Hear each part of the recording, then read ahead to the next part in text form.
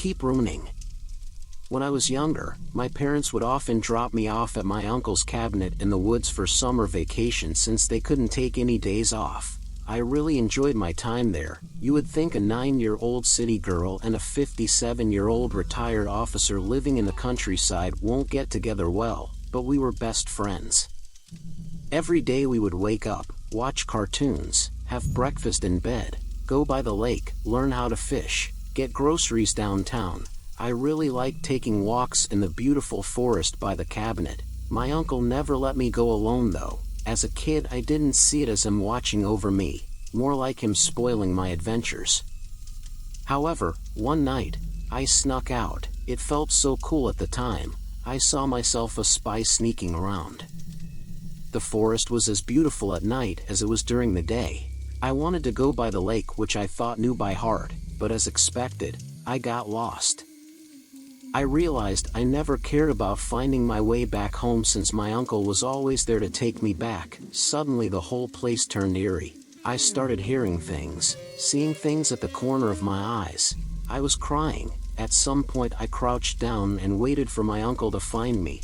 I remember being so scared back then.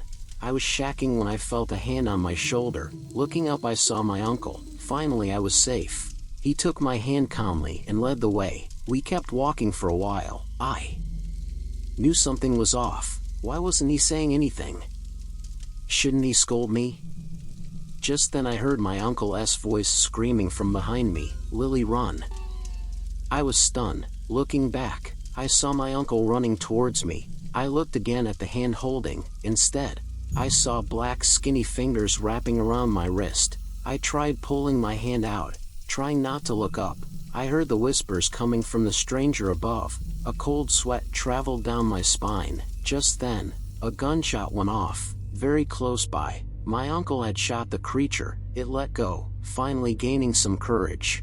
I went off running. My uncle yelled, "Run to the left. Just keep running." I cried while running. I was worried. I felt like throwing up. I tripped so many times, but I got up and kept running. Finally I saw the familiar highway. There I found my uncle's car. It was open, so I got in and hugged my knees. After what felt like hours, my uncle got in the car, breathing heavily, scared and bruised. He gave me his phone and weakly instructed me to call the police at some point. He passed out. Everything after happened in a blur. My uncle was taken to a hospital. My parents were called. I was asked by the police about what attacked my uncle, but I couldn't talk, so I was left with my parents. After that, I never went there for summer. My family never brought it up. My uncle said he didn't remember what actually happened that night.